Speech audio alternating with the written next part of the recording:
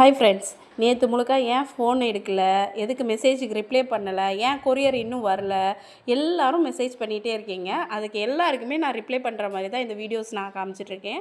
So ஓகேங்களா, எங்கள் ஏரியாவில் பார்த்தீங்கன்னா மதுராந்தகம் எங்கள் ஏரியாவுக்கே பெருமை சேர்க்குற அளவுக்கு நேற்று ஒரு விஷயம் நடந்தது. அது என்னென்னா, மாண்புமிகு நரேந்திர மோடிஜி வந்திருந்தாங்க.